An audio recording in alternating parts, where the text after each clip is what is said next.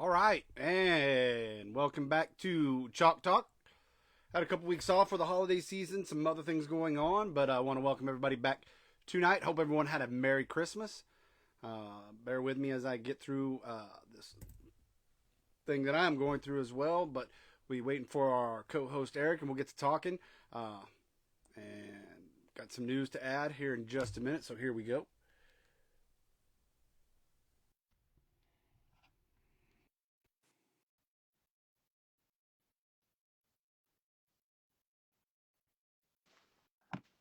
All right, and welcome back, buddy. Hey man, good to see you. How you been? I've been better. Yeah. I've been better.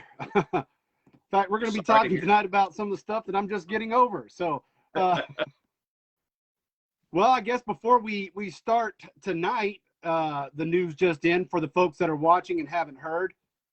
Rest in peace to the GOAT, the greatest of all time there is, as coach, commentator. John Madden passed away today at the age of 85. So I take my hat off and say a few words, a moment of silence, and all right. Well, I hope you had a wonderful Christmas. Yeah, I did. Thank you very much. It's obviously good to kind of, take a moment, rest, recoup, enjoy what the season is really all about. Spread some joy in my community as much as I could. Absolutely. You you talk about John Madden, you call him the GOAT. There's a term in sports commentary called color commentator. You have the guy that's doing the color commentating on the X's and O's and bringing the game to life. And my whole football life, and you know how passionate I am about Absolutely. professional football. John Madden is literally a part of everything. My transition to video games, John Madden is a part of that.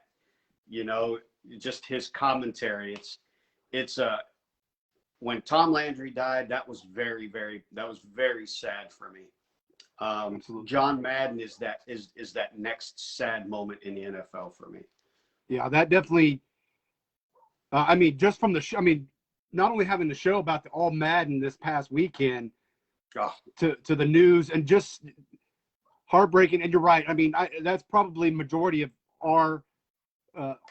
people our age's time is seeing him and listening to him yep. every Sunday and just getting to experience the game through his eyes, literally through his eyes. Absolutely. To some of the all Madden teams that we got to see, to the turducken. The turducken. Yeah, I mean, just an amazing man that will be truly missed in for now and forever, obviously. And and the commentators today, owe everything to him, really, in a way, and him and Pat Summerall, at least in my opinion, because like I said, that was growing up here and only getting local games, it was always John Madden that we That's got, right. so it was great.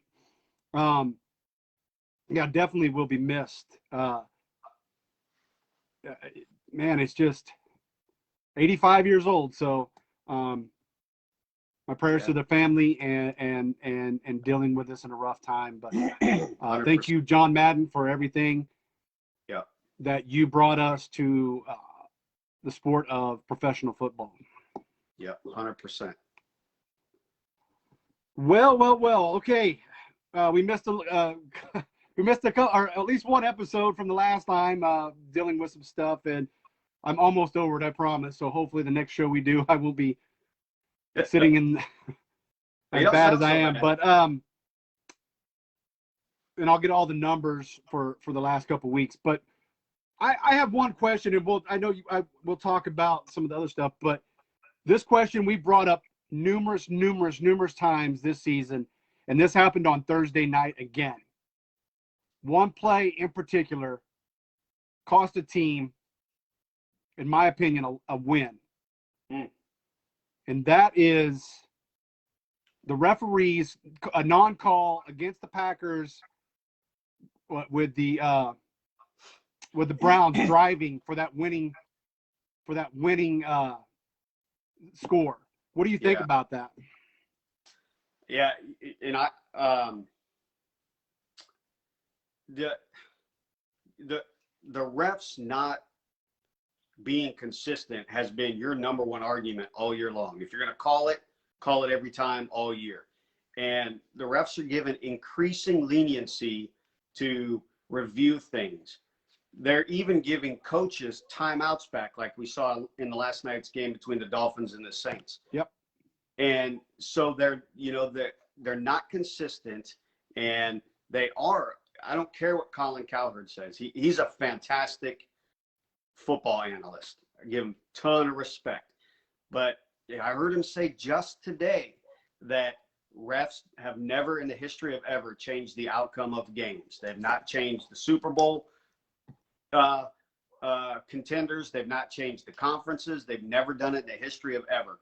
And then his co-host, to her credit, she was like, I think Saints fans would have a little disagreement with you. And as you know, a butthurt that I am. But there is some truth to it. Yes, after the penalty is called or not called, the players then have to go and execute. But what does that say about when that same call that should have been called is then called later on? Right. To me, that's an apples and oranges comparison. You either call it legitimately or you don't. We also talked about how some players get preference. I think Aaron Rodgers would be one of them. Absolutely. Tom Brady is absolutely one of them. Damn, penalties have been basically named after him. It's why I'm so upset that the quarterbacks get so much protection around them nowadays. We saw the one night, that one game where, and we heard later on that one of the refs told the player, he has that stature. When you get to that level, maybe you'll get that call. I think that was Kyler Murray that didn't get the call. Yeah, it was Kyler Murray. Absolutely. Yeah, so, you're like, come on, either be consistent or not. And I will tell you, one thing that Sean Payton has advocated for, and also the former Titans quarterback, Fisher. Right. Fisher, right? Yeah. These former Titans head coach, both of these coaches have always said the NFLs need to be officially licensed under the NFL. In other words, they need to be a part of the NFL, just like the players and the coaches. They need to be a part of the NFL so that they're not going off and becoming lawyers later on in the off season and stuff like that. I agree. And the only thing they have been consistent on is taunting. I mean, let's be honest. The only thing they've been consisting on all year in calls is taunting. The one thing nobody likes. And I think that's a whole nother show that we'll go into postseason. But we talked about it, and I'm not saying that the Browns would have went down there and hit a field goal. I don't know. But to me, that felt like it was even when I'm seeing all over social media and even my wife, of all people, goes, well, that just cost him the game because that was blatant. I mean, literally, the guy pulled him and pulled him away from the ball to get the interception. So, I mean, it was blatant pass interference. But, I mean, we've seen it in games all year long, and it's going to – and I just – if that happens in the playoffs, and we've seen it in the playoffs, if it happens again, when did at least I remember there being a way that they could challenge the pass interference? Did they go away from that again?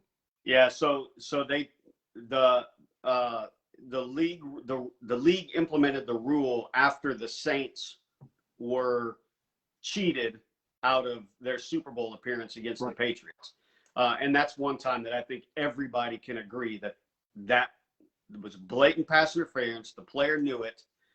And all the Saints had to do was down the ball and kick a 17-yard field goal to win the game. Right. There was no need to say, well, they didn't call it, so the Saints still have to play. No, that's BS. That's completely irrelevant. With that said, the Saints were successful in getting the league to implement the rule the next year on a review basis. That's what they do with controversial rules. It'll be a review basis. And what they found was, to nobody's shock, including Sean Payton himself, it wasn't what the coaches thought it was going to be, because the refs were never counteracting themselves. They were never picking up the penalty during a review. So if a coach if they called it pass interference on the field and a coach reviewed it during that 1-year review, the refs were 98% of the time not overturning the pass interference penalty or no call. So it was a self-licking ice cream cones for the refs to get rid of it, but it did absolutely nothing. And pass interference is one of my biggest issues because it's quarterbacks will throw it deep to try to get the pass interference penalty. And more often than not, they're getting it because of ridiculousness. And in fairness to the refs, sometimes it's a hard call to make or not make, but my goodness, it's the players touch each other all the time. That's a ticky-tacky foul. Downfield ones I can see. I mean, I get those. But, I mean, when it's legitimate across the middle, 5-6 yards, I mean, hell, that could even have been a holding penalty. Yeah, exactly. I mean, not even pass interference. So I guess I just want more consistency. And yep. I mean, that's something we're going to be complaining about for as many times as we do the show. Is refs, and refs. Or if they're going to call pass interference on the defense, the max it should be is a 15-yard penalty. Yeah. Because then, it'll give defenders a little more incentive to be a little more handsy, but it'll take the offense's ability to just chuck it down the field for 60 yards and end up with a 60-yard game-changing penalty when it doesn't need to be. Right. But then, I agree. The penalties like you're referring to, yeah, absolutely. If it's an 8-yard penalty, it's an 8-yard penalty, but call it. Yeah, it would have negated a bad call. It would have negated and possibly change the outcome of a team that's trying to make the playoffs and has a legitimate shot at making the playoffs, and for it to end right there on a ridiculous call. I feel like that's the outcomes of games shouldn't be. Man, I don't know. It's subjective. I get it. I know, but I mean, and I want everybody to know I would be complaining about this if it was any team. Oh yeah. I mean, any team, because I mean I've seen it. Like Angel just brought up, I've seen BS, taunting calls. Don't get me started, Angel. We'll talk about that down the road. But taunting calls, I give me a break. I mean, there was one other day, and I get it. You're protecting your quarterback. I think it was it might have been the Dallas. That was the Sunday night game where the guy did it. It was Dallas's bad. It really was. Yeah. No, it was the Bills. It was the Bills and the Patriots. Bills and the Patriots. And the guy was wrong on the Bills, and the Patriot guy ran over there and just said, "Hey, don't hit me," and they called him for taunting. And I get it, man. He wasn't those change things. I mean, not that I don't know if that would have changed the Patriots-Bills game, because the Bills were pretty much in hand of winning that no matter what was going on. But those types of calls are just ruining the game. Yeah. And it's getting to the point where, I mean, you don't even want to let them play football.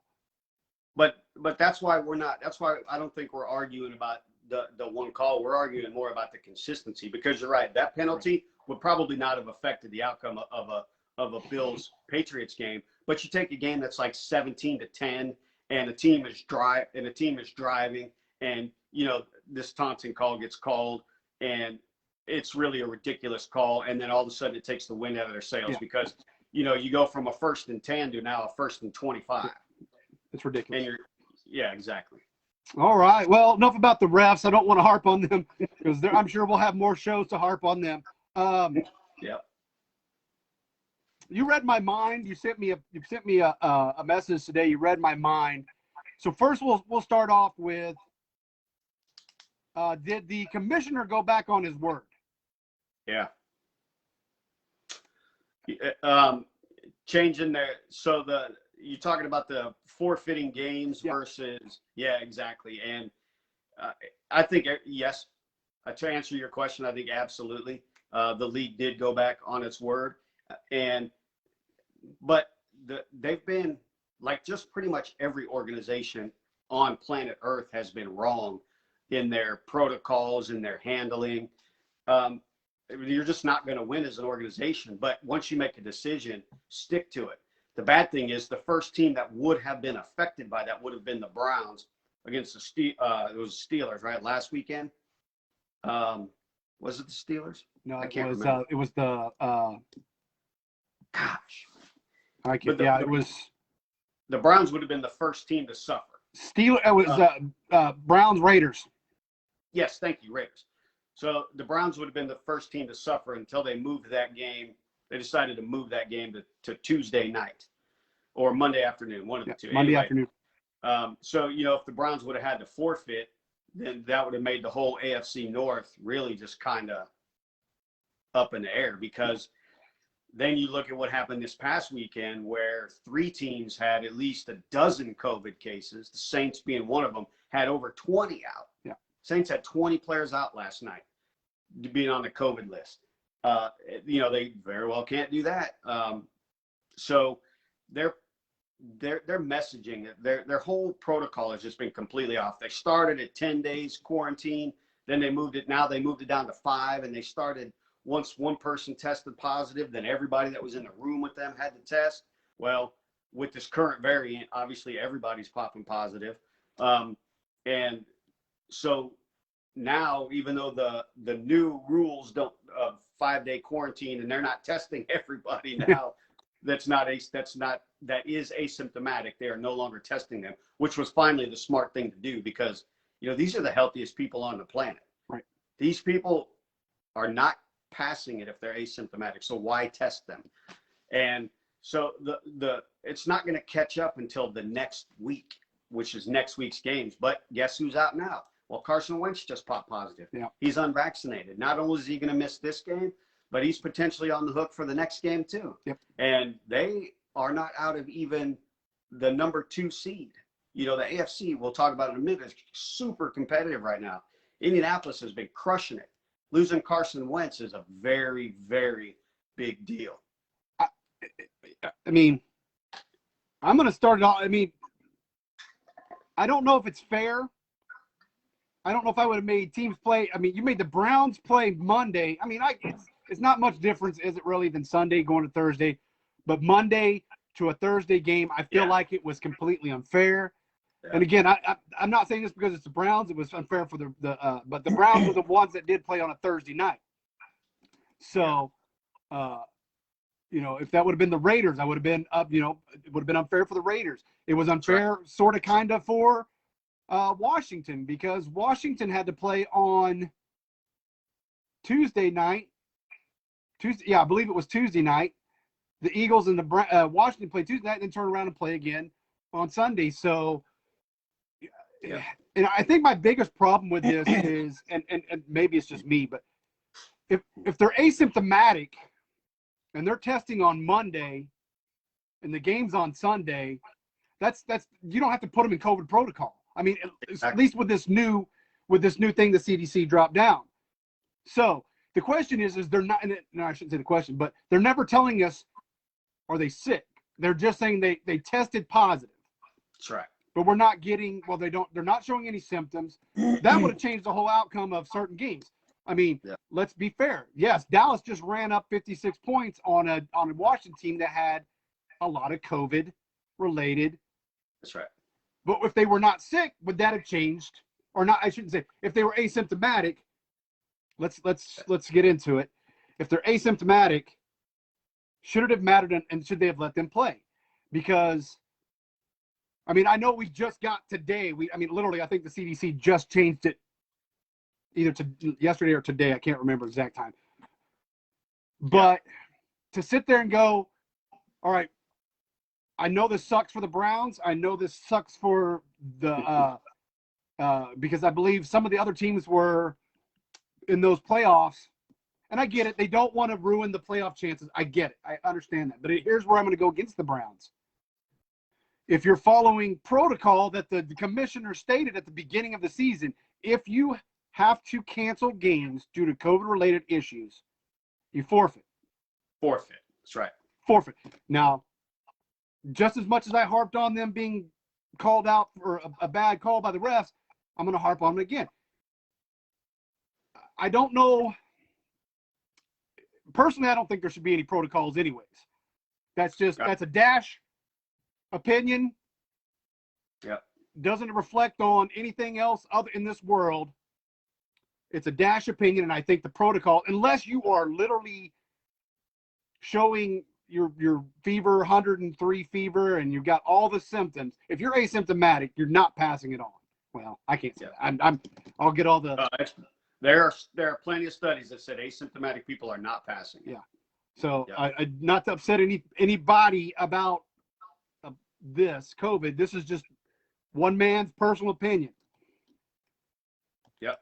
But even if, and I'm on board with you about all the protocol, and I personally think it's just a way to avoid people yelling at them and the Twitter mafia are running crazy at the NFL because nobody's suing anybody over COVID. Everybody's just afraid to announce anything, and that's what all these organizations are just simply doing, is just enforcing all these standards, almost none of which are tied to official data. If they were, then the NFL would have almost no protocol at all. Right. If they did, it would be similar to their regular illness policy. How many times have we seen where 2 or 3 players were out because of foodborne illnesses, or because the flu was running around the locker room, or pneumonia, had tripped up a team? I mean, that's been part of it, but this overboard, taking it way too far, 20 professional athletes that are in the prime, optimal health, that are not passing it. Fully 1/3 of an entire team cannot suit up and play a game just because they took a test.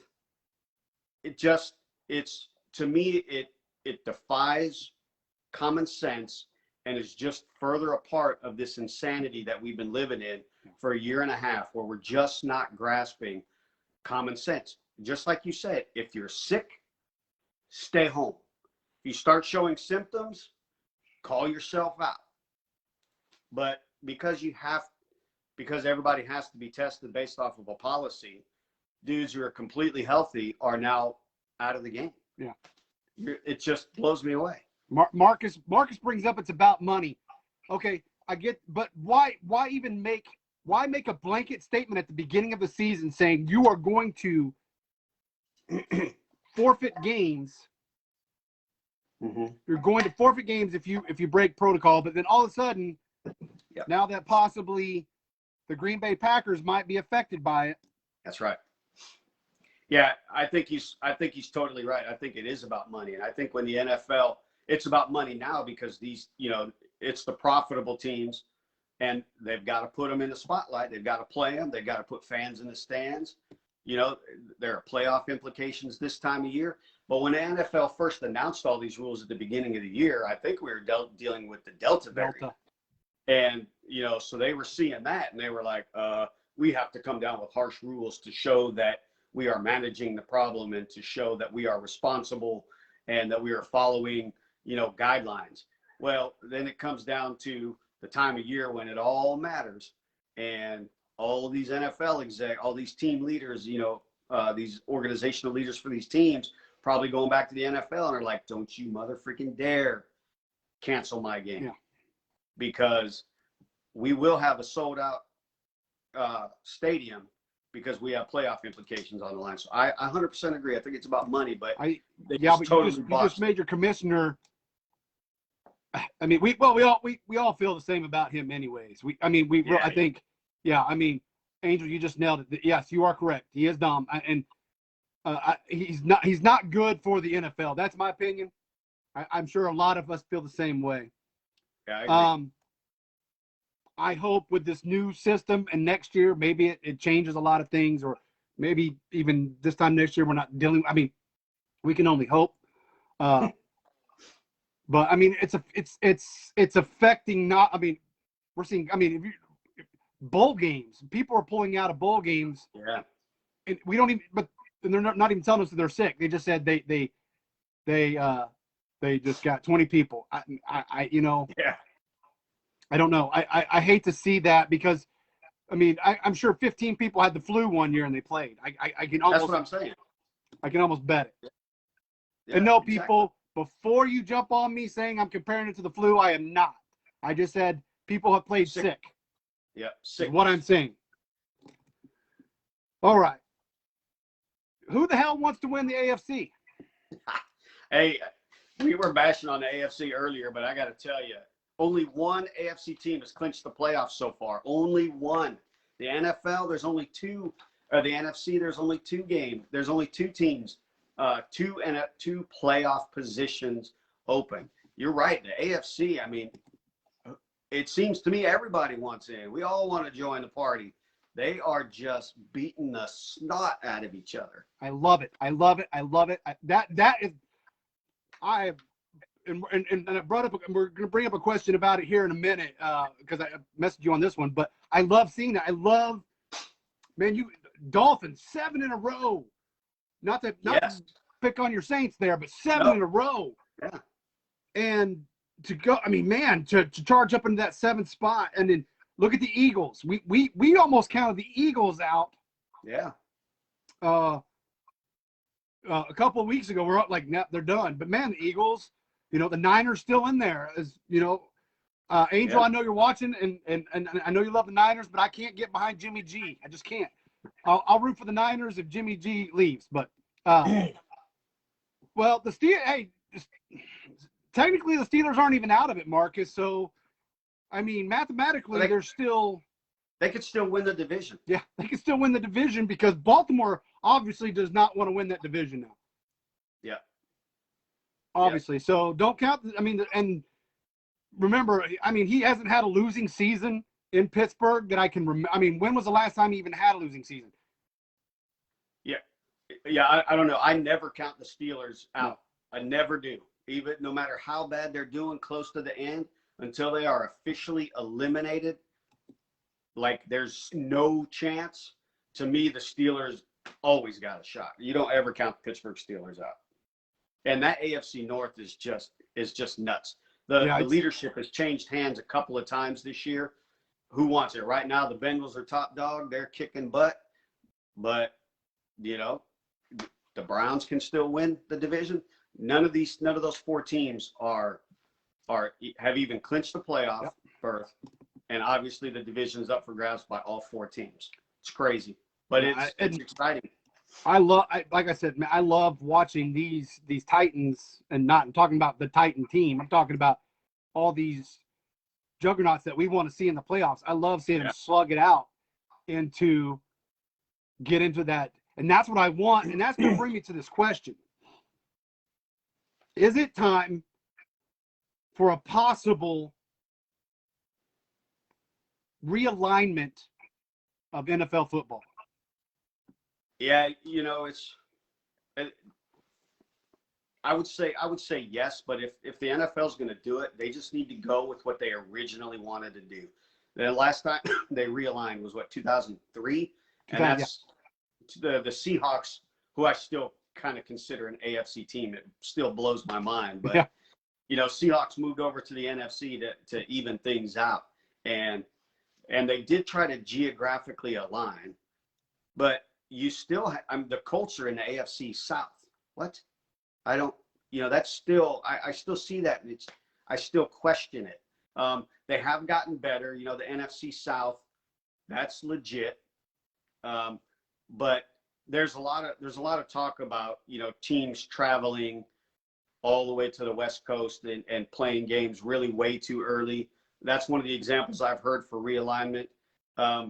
Another example I heard, because I'm a Saints fan, I've heard it from the Saints, like 4 years ago, their first 5 games, they traveled like an ungodly number of miles, including one to the UK.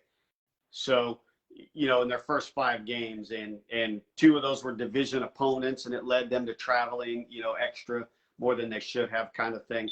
So, as the NFL has tried to geographically align it so it's more level in terms of traveling and it makes more sense, I think it is time for a realignment. But if they're going to do it, they have to do it the right way and just completely cut the cord from AFC versus NFC. It still kind of seems like there's still that, that difference between the old AFL and the NFL. And, they don't want the Chiefs and the Cowboys to be in the same conference, or, because it just kind of seems like they're not willing to give up some of that tradition. But, and I agree to some extent. I love the Cowboys and Washington in the same division.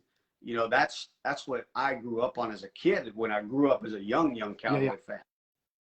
But is that the right thing for football anymore? I agree with you. I think it's time, like, we talked, it needs to be like, probably like Angel saying, the NFL West, where you have all the West teams in one division. You have I don't know how they do it, Central, Midwest, and East, or whatever the case may be.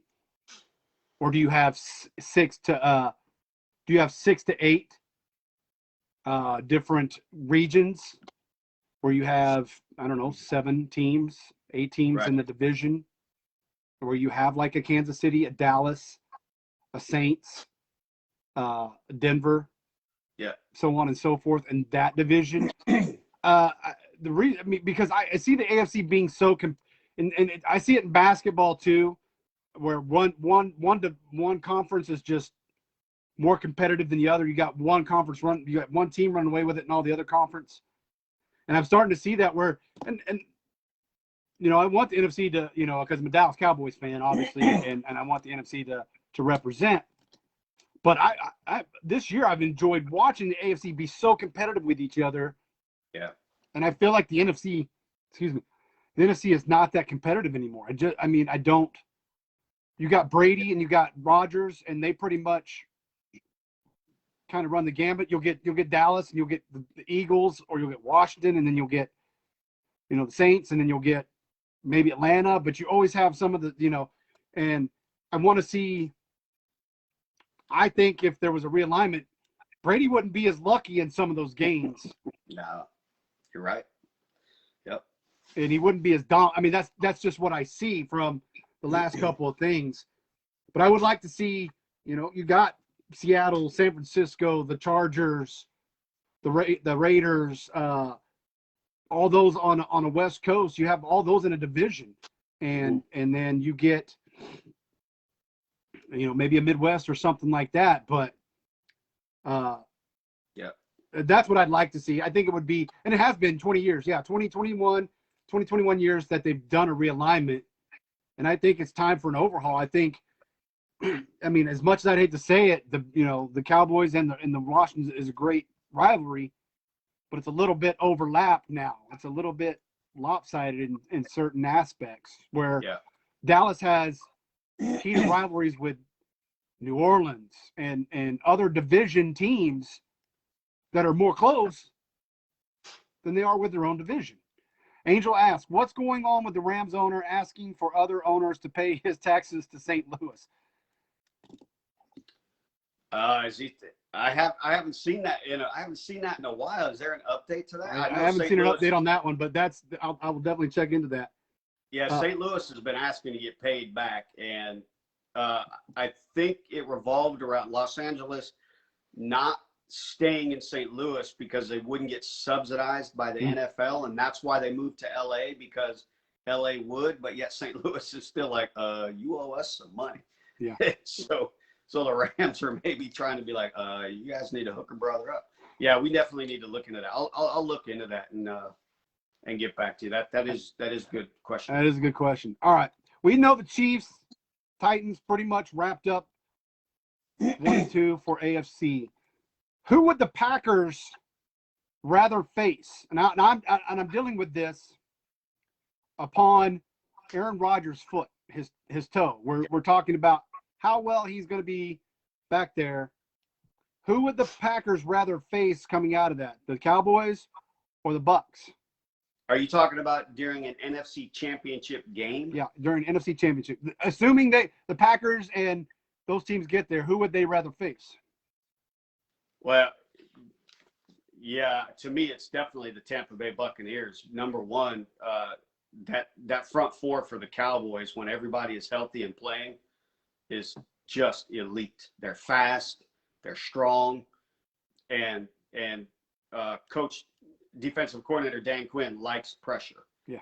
And while Aaron Rodgers, he likes to respond to pressure, the Cowboys are better apt to provide different schemes, and they're more athletic. Buccaneers defense, don't get me wrong, is pretty good, but I think the Cowboys would they would apply appropriate pressure. I think their secondary would do much better in man-to-man coverage, which is what you need in order to apply pressure to the quarterback. Right. So you can get that extra man up there. But also, I think the Cowboys can, with just a four-man front, are capable, when all four are healthy on the front line, are capable of applying solid pressure to Aaron Rodgers. So I definitely think he'd rather play the Buccaneers. Yeah. And now that we talked about it, what does that affect the Colts' nice run? We've been talking about them for a while. How does this affect Carson Wentz? Yeah, I mean, or the Indianapolis Colts? Yeah, because the Colts are just they're on another crazy streak. Their defense has been unbelievable in these past 6 games, and to lose Carson Wentz, at this time, I personally think they're playing better football than Tennessee Titans, and I think they had a shot at winning the division, and that team can move up as far as number 2, provided everybody else plays, down. Cincinnati doesn't continue their streak. Buffalo doesn't continue their streak. New England or New England continues kind of their slide that we've seen over the past couple of weeks. But I think Indianapolis would have had the best upside in that conference. And losing Carson Wentz, I mean, they can technically still survive. They've got the Raiders, and then they've got Jacksonville. Yeah. So the Raiders will be a tough opponent just because they're scrappy, but Jacksonville won't be a tough opponent at all. So obviously they still make the playoffs, no doubt about it. But definitely, I mean, while they're probably AFC still fighting for seeding, at least in that 6 to 7 spot right now, I think. I mean, shoot, one different win, the Bengals drop back out, and Baltimore or Pittsburgh jump up into that top division. Obviously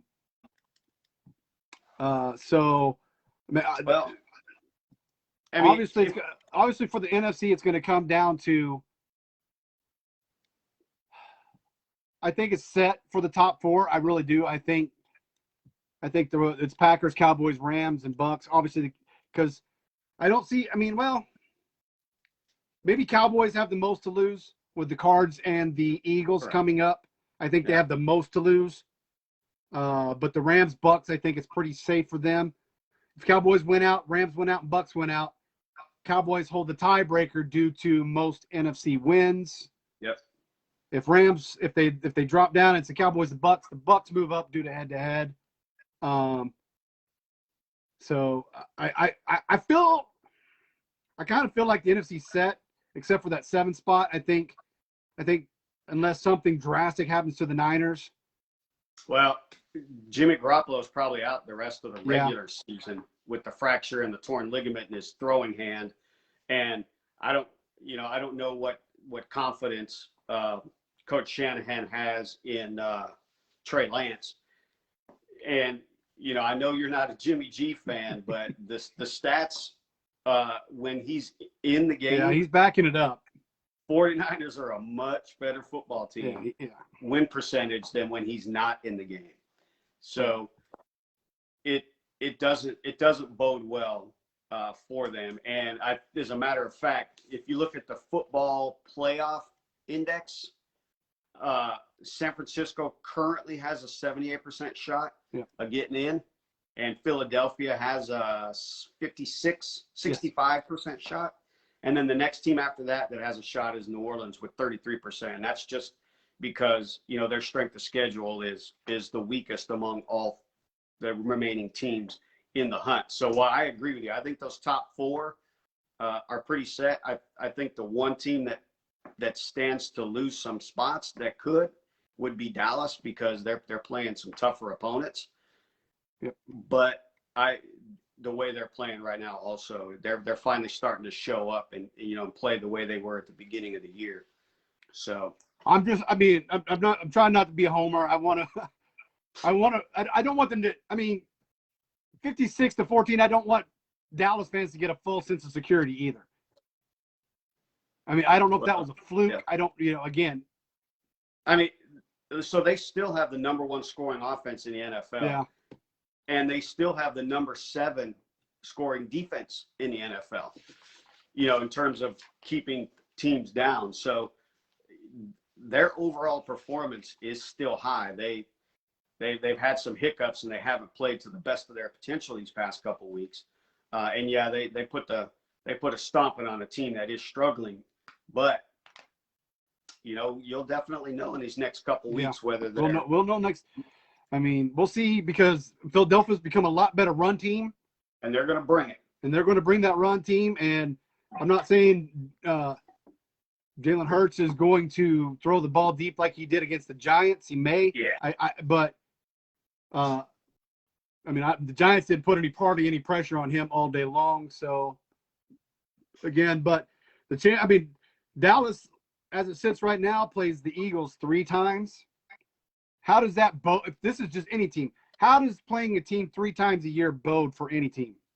It doesn't bode well at all. And I have personal experience, not personal in being on the field, but the Saints have just crushed their fans every year when they've had to play a team 3 times, except one time. So way back in the day, they played the Falcons when in the same division, played them twice, beat them, lost in the playoffs.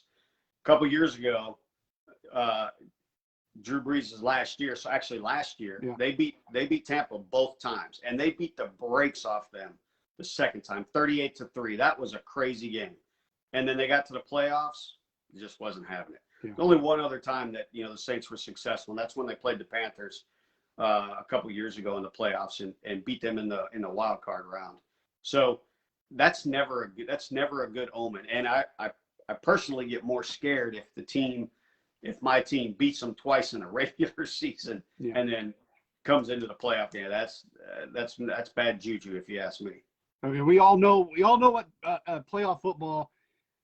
We've seen wild cards take it all the way to the Super Bowl and win it. So once you start playoff football, records are out, everything's out. It's just smash mouth football. Yeah. Hey, can I bring up something on Indianapolis once more really quick? Yep. I just had a thought on Indianapolis. You asked me how that affects them. So if the season ended today, or if all things being equal at the end of the season, the Colts currently sitting in the 5 spot. So right now the difference between them and Tennessee would host the Miami Dolphins, and the Indianapolis Colts would go to Buffalo. So I think the Colts have a better chance of winning the division than the Titans do right now. But losing Carson Wentz potentially changes you from the 5th spot to the 2 spot. Would I rather host Miami during the wild card weekend, or go to Buffalo during the wild card weekend? I would rather host them. I would rather host the Dolphins for damn sure. Yes, sir. Exactly. I'm still sticking by my AFC pick. After watching the Bills play some pretty good football this week, and every league that I'm in, I'm riding and dying with the Bills. From the beginning, I've said it now. Although I can still see the Colts coming in and Miami could too.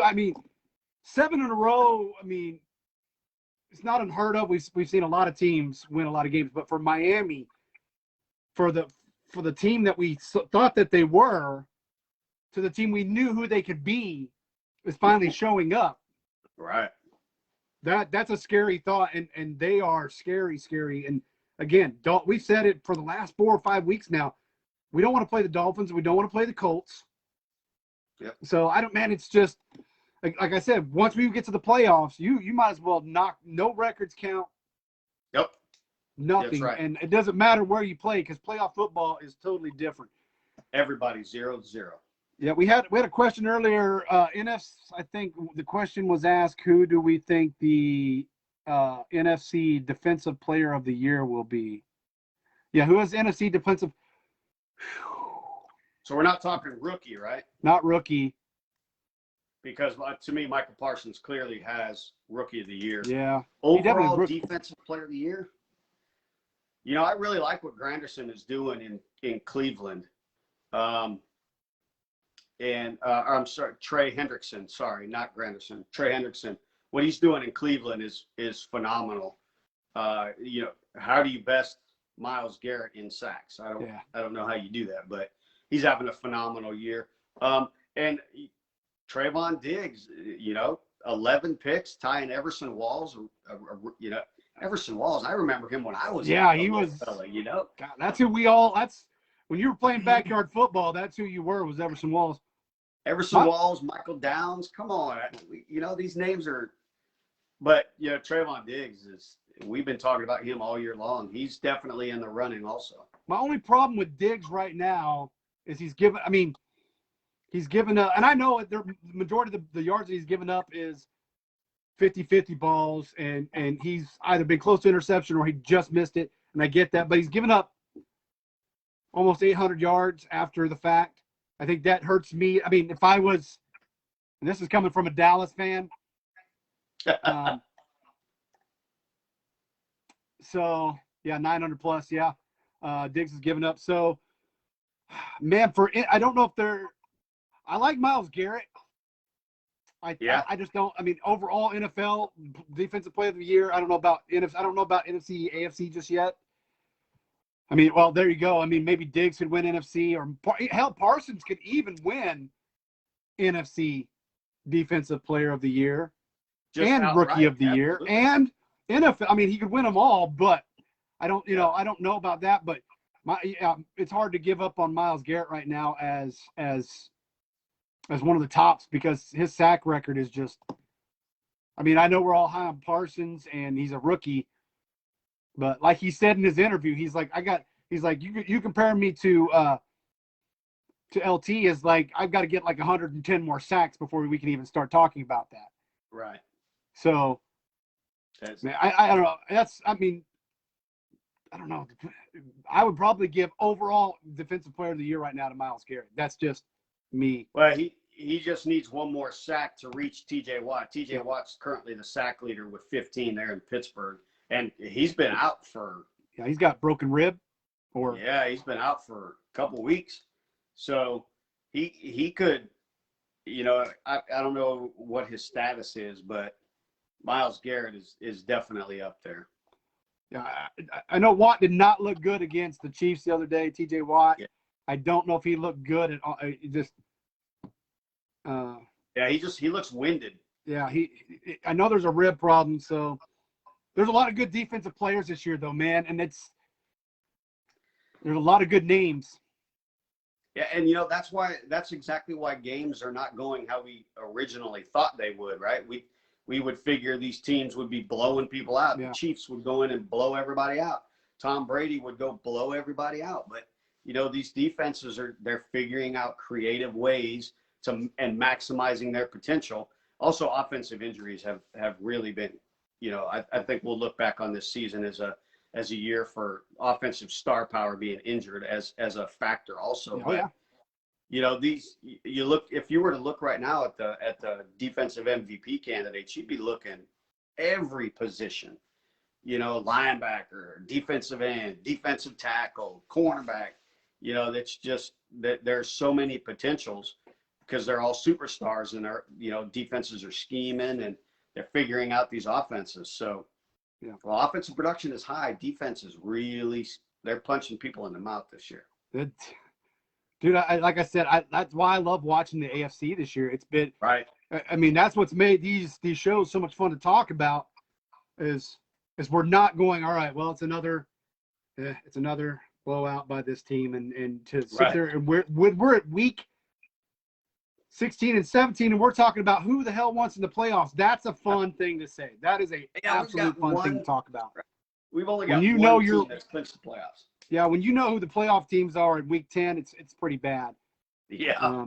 So I'm excited. I mean, we talked about the playoff. I mean, I still don't think those 6 and 7, maybe 6 and 7 spots are still up for open in the NFC and the AFC. Patriots, if they can, man, I didn't think we'd see a slide like that.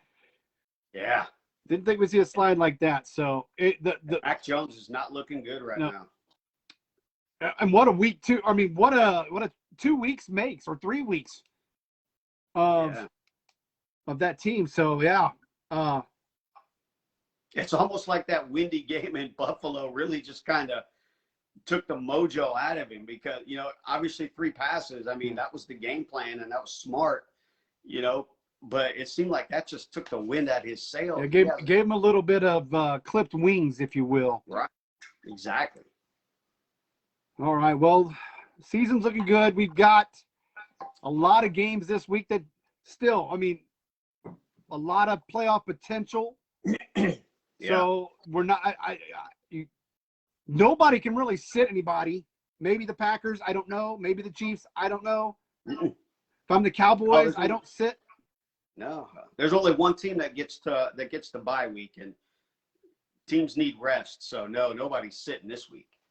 So I mean, because the Cowboys, Cowboys, Bucks still have a shot at that number 1. Legitimately have a shot at that number 1 seed. I'm not saying the Vikings are going to, the Vikings still can give the Packers some hell this weekend. Oh, yeah. So I don't know if anybody sits at all, because you want that bye. You want, like you just said, you want that bye. You want to sit there. You want to have that rest. And, I think the Cards are kind of out of it. The Cards are definitely out of it 10-5 now. They don't have a legit shot at winning the, not 10-5. Yeah, 10-5. Yeah, that's that's another tragedy right there. Yeah, man. And I don't know what it peaked too soon, and then I don't know. We wondered this at the beginning of the year. There's teams that just know how to win, and there's teams that are still learning. Right. We thought Buffalo had learned how to win and would figure it out and take it. Well, they haven't quite done it. And then Arizona, we're kind of seeing the same thing. There's teams that have that pedigree, like the Steelers. I would never count them out. But the Cardinals are one of those teams where you always just have to wonder if they are really, no matter how good they are at the beginning of the year, are they really going to be in it? And that's unfair, on some levels. Kyler Murray doesn't deserve the sins of the past Cardinals, right, and neither does Coach Kingsbury. But are we validated in thinking that now? I mean, they've played terrible. Lots of penalties, missed opportunities, missed field goals. They just haven't played well. Yeah, I will never count. You're right, and because like I said, Smith. I don't think he's ever had but he's never had a losing season in Pittsburgh that I can recall. I think the worst he's been is 8-8, like 3 or 4 years ago. Yeah. I just can't recall a time that he's had a losing season. So I won't count them out. They always find a way to win at the end. So it's going to be good. Like I said, just a lot of games that just have,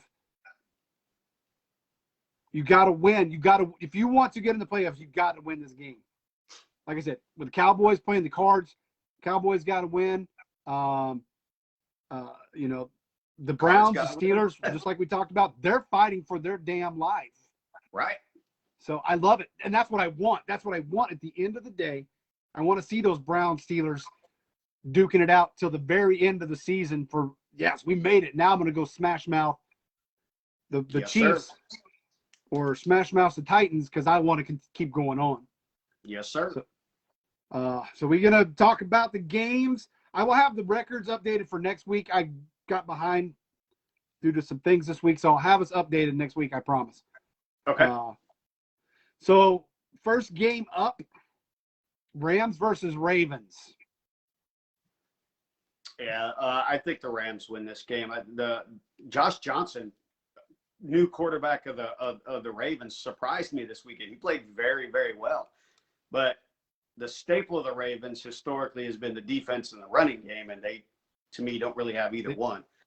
So they're lacking definitely on at least on the running that I've seen. Defense, they show up for about 5 or 6 plays, and then they're just like back on their heels. So yeah, I'm with you. I take the Rams. I mean, there's times we thought they were the best team in football all year. So Matt Stafford goes out and throws 3 picks, and you're like, yeah, really? right. Matt Stafford's going to Stafford, and no matter where he goes, but at least he has a winning team that he can show his skills too. I'm not dogging Matt Stafford one bit. No. I mean, No, but the Rams, man, there's that whole NFC lineup is scary, and once the AFC gets settled, I think that's going to be the. It's not going to be a NFC blowout in the Super Bowl either. No, I agree. I don't think so. There's no way. There's just too many good teams in that AFC, and that's why they are at 8 and 9 and 9 and 8, 10 and 6, whatever the case may be. That's why it is, because there's a lot of good AFC football. For sure. Yeah, the fans went with the Rams as well. So you and I are both going with the Rams.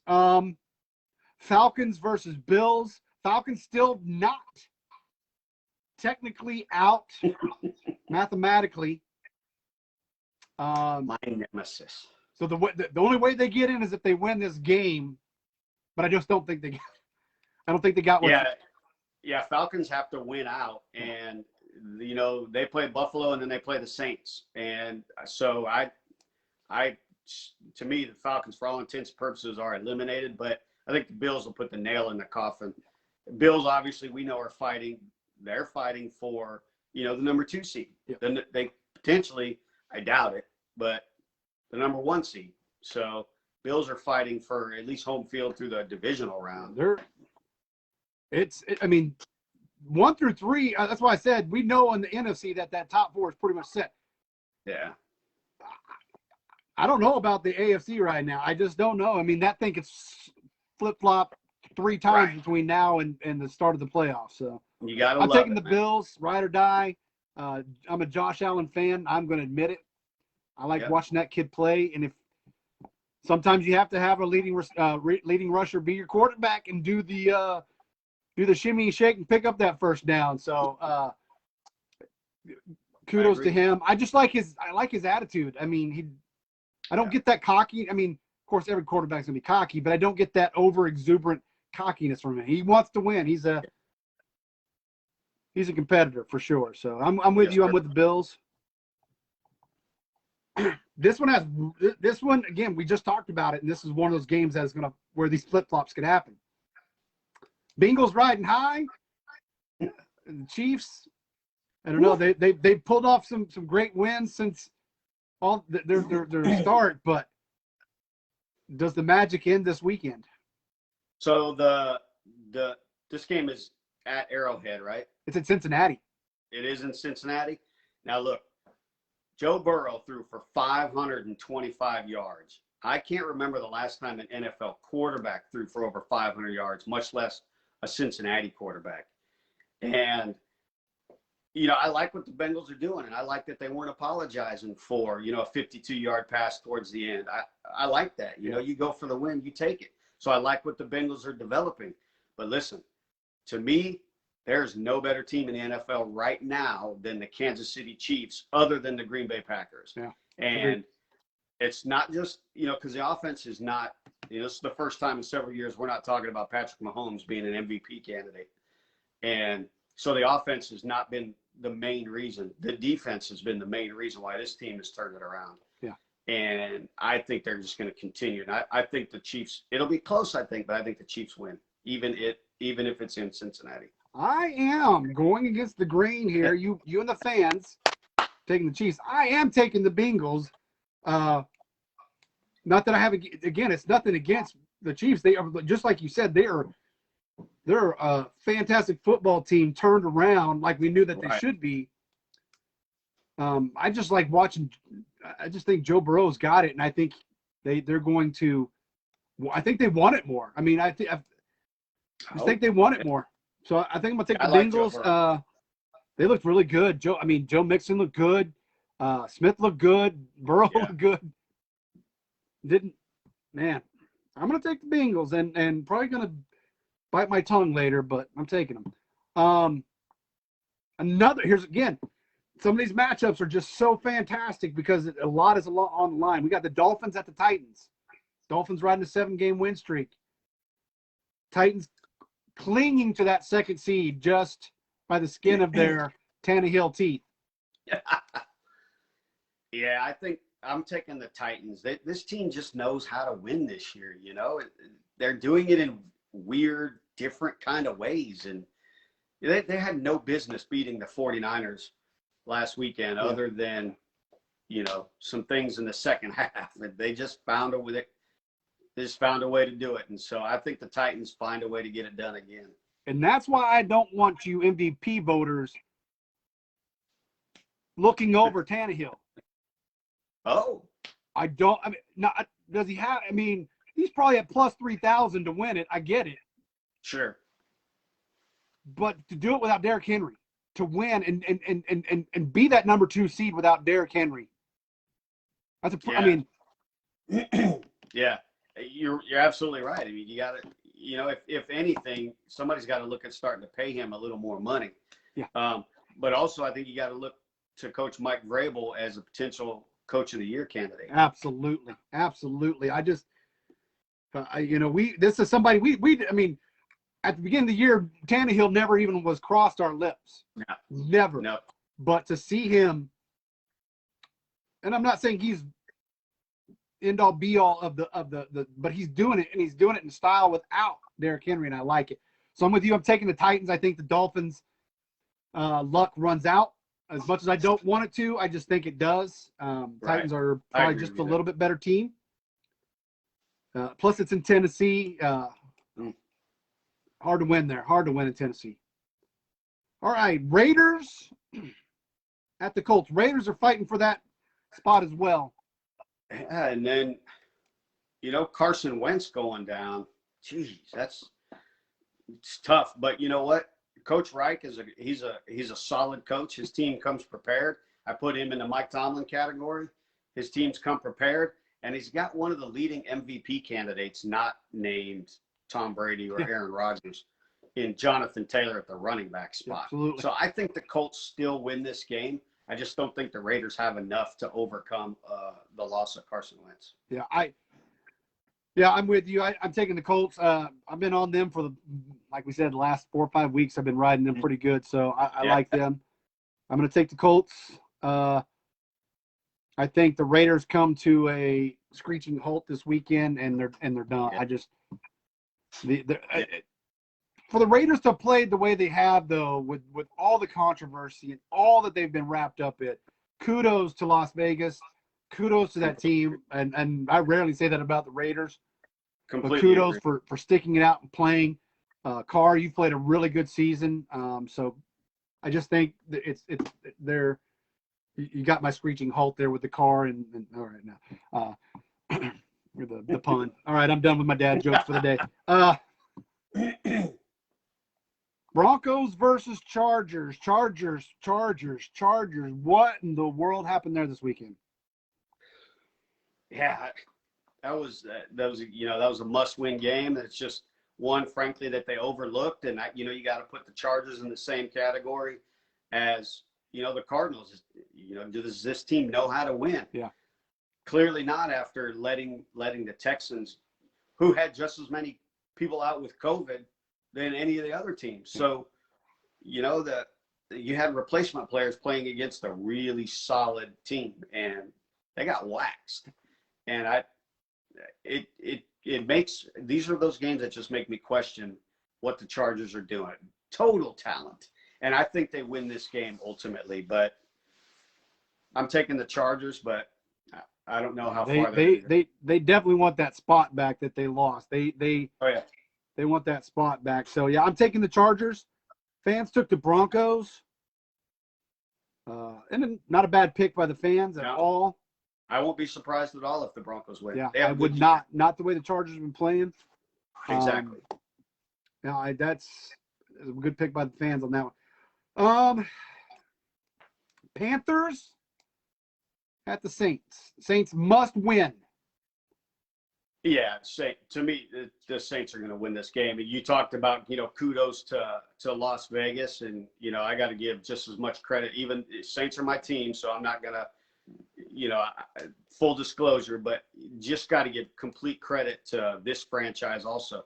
Dealing with the hurricane at the beginning of the year, losing their starting quarterback, then 12 starters out for much of the season with injuries, and then coming into this game and 20 players out with COVID. Granted, they lost, and really it was a terrible performance on the offense, but the defense, still kept it competitive for 3 quarters. So, just got to give just so much credit to this organization also, still to be in the playoff line. And I do think they win this game because the Panthers are more of a train wreck.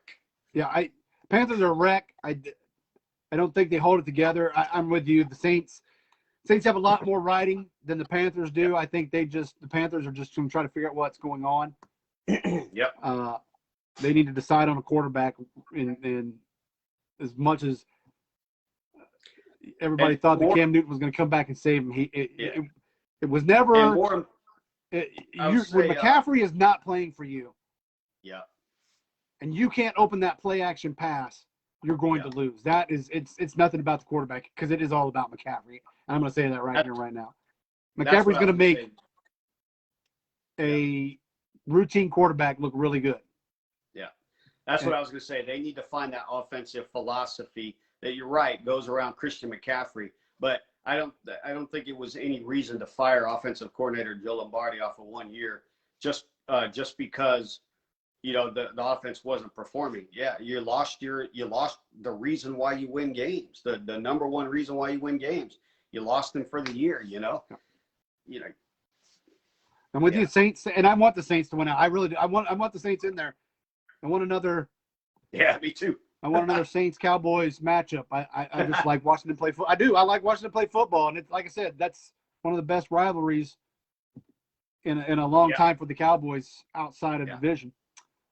I agree. Cardinals versus Cowboys. Yeah, I'm taking the Cowboys. The Cardinals are kind of going backwards, and I think the Cowboys figured out how to win again, and not only that, but more importantly, have that kind of taste, that itch to go out and play so they can perform, so they can win. I think they've got that back over the past couple of weeks. Heck, they won 4 straight. I'm not saying Dak is back, but he looked a lot better than he has in the last few games, as far as moving the ball and deciding, hey, I'm going to run. I can run now. I can push off this foot and make some plays, because that's what he didn't do against Kansas City. That's what he didn't do against the Raiders. Yeah, it makes me wonder if his calf is now fully healed, because he was able to step back on that heel on that leg a little bit more and put a little bit more oomph into it. Now, obviously, we're not going to know. Nobody's going to say anything. We'll probably hear in the offseason. But I just wonder if that calf has finally been fully healed, and you're starting to see him feel more comfortable throwing. He has more strength. From the first game with the Washington to this game, I went back, and you could see the way he was leaning on that leg in the first game, and how he felt like he couldn't scramble, and he didn't want to scramble, to watching him duck out and make some pretty good. And it could be, it might be, and I'm not a doctor, and for people watching, just like Eric said, I don't want to speculate, but I think he's probably, if not 100, probably 90, 95% better. So, I'm going to take the Cowboys.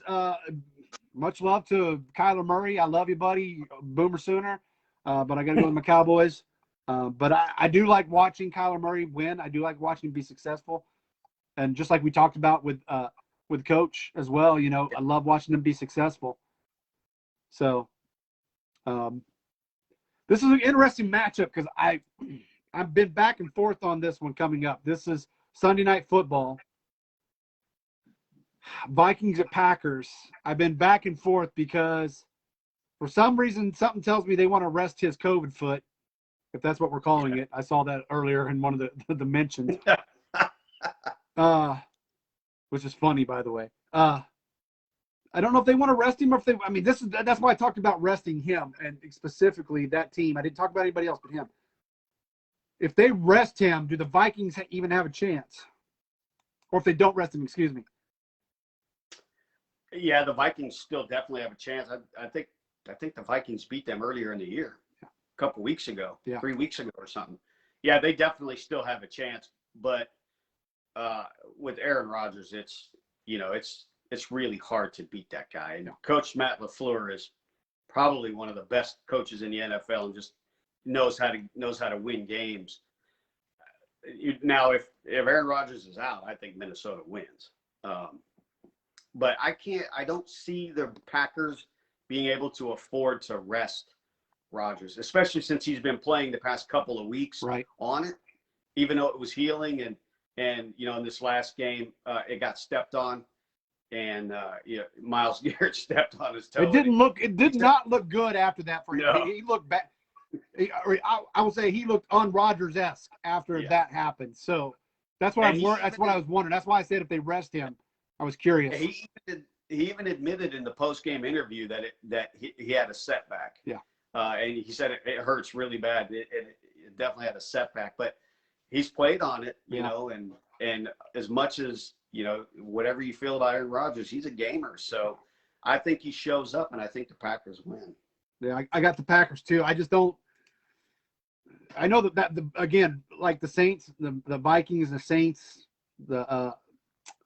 and Falcons are all and Washington all fighting for that. I think Washington's legitimately done after this weekend. Yeah, I think but I don't know. Yeah, I'm taking the Packers, and Minnesota needs to do something next year. Mm-hmm. They have all the talent there. Nothing. I think I'm not going to diss Kirk Cousins. I know there's a lot of Kirk Cousins haters out there, but I mean, he can win for you if you set him up the right way. He can win for you. I mean, we saw that in Washington. Washington is. Let's think about it. Washington hasn't been the same since he left. Really, on offense.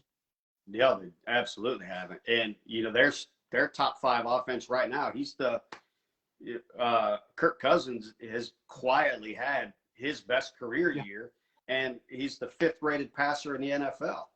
You can't have a much better quarterback than that, and to be struggling the way they are it's really surprising. That now, granted, their defense isn't all that great, and they've given up some special plays, some special teams, big plays. So yeah, they've hurt themselves a lot, but the offense and Kirk Cousins, in my opinion, has absolutely not been the problem.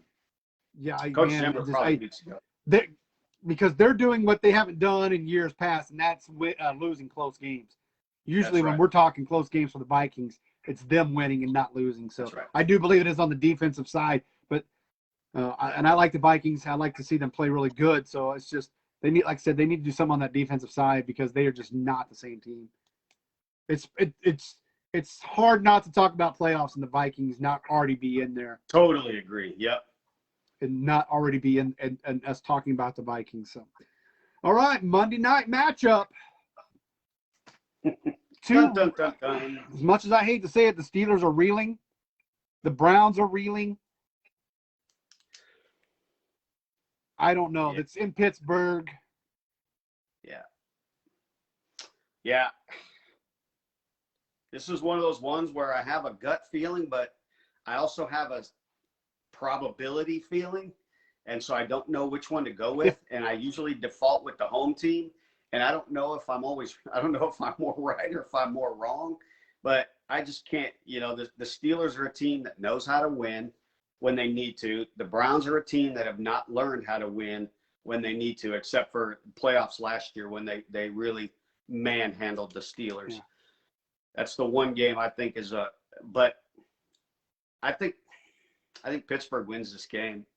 I'm taking Pittsburgh, but I want Cleveland to win. No offensive touchdowns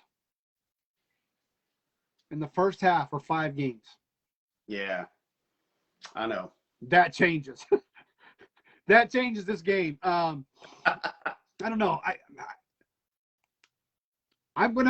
man, I'm going to go against the grain. I'm going to go with the Browns, and it's not because I'm rooting for Baker. I am rooting for Baker, but I just think I don't know. I know we talked about the Steelers not having to lose in the season, and I hate to go against that, but I'm going to go against the grain this year, and I'm going to take the Browns just due to how that Browns defense is playing.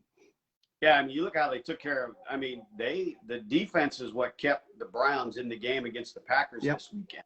You know, the offense, the refs didn't make it much better, but you know, the defense did a pretty good job against Aaron Rodgers. They really, really did. Yeah, I was quite impressed with the way the defense played. It was hard fought for them, and for that, and I'm sure there's a lot of Baker haters. I mean, he's not. He has some fault there that he has to talk. He has to accept some of that stuff. Yeah, absolutely. Last one, no. I mean, if he doesn't throw the other ones earlier than that, they're not in this position. I get it. Or if they make the field goals or whatever. Right. I mean, there's a lot of things that could have went right for Cleveland, and we'd be talking a different story. But yeah, to watch that defense, that Cleveland defense is going to be monstrous for the next few years. And once they get clicking again, I think they'll be fine. So yeah, I'm going with the Browns though. I think for some reason they just got the Steelers number, which nothing against the Steelers. I'm not a hater of the Steelers. I just want to go with the Browns. So that's our picks for this week. We'll see how we are coming back next week.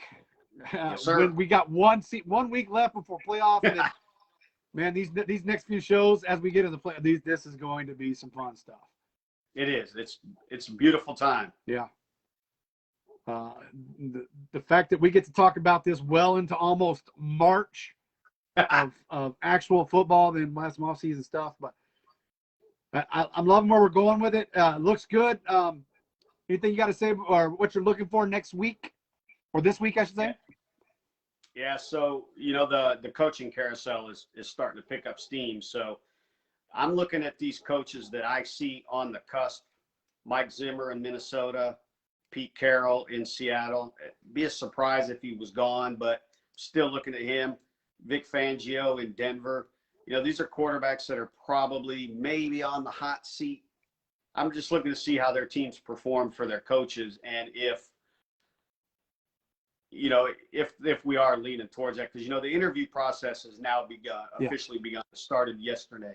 The official interview process has begun, and Jacksonville already requested to interview 6 different coordinators. So it'd be interesting to see what happens. Does Matt Nagy finish out the season? He's saying he is, but we'll see. Yeah. So I'm looking at that. And then I'm also in Green Bay. I'm not hearing much talk about Aaron Rodgers leaving Green Bay.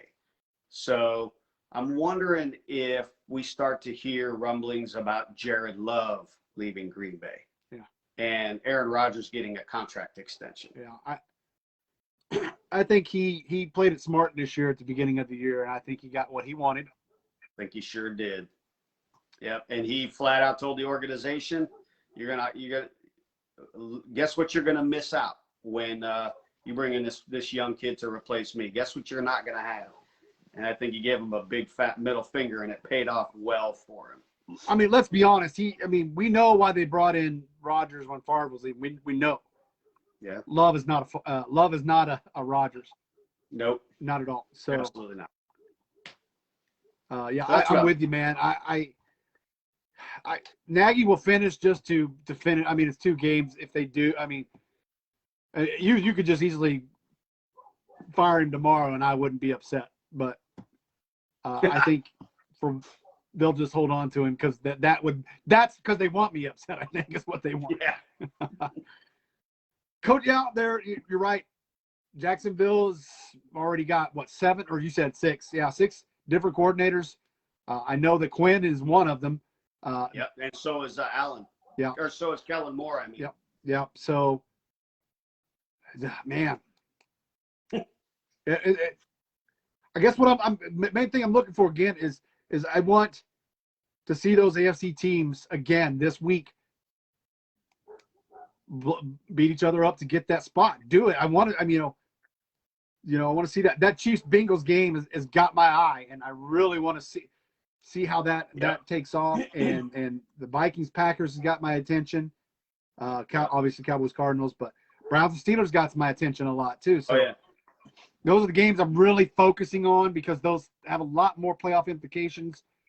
And if Bengals go down, Browns and Steelers win, Ravens go down, one of the Browns and Steelers are popping right up there, and we're looking at a whole new. That's right. Whole new top. Literally, the whole AFC North is up for grabs. Yeah. And obviously, it's coming down to the last week of the season. Correct. So I love it. Yeah. I love it. Me too. All right.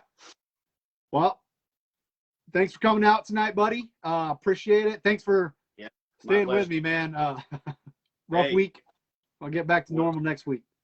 Yeah, that's the most important thing is getting better and family and all that. Right. So, well, thanks for coming out. We will see you next Tuesday. Hopefully, all of our predictions come true. But we're gearing up, guys. We're gearing up for playoff football.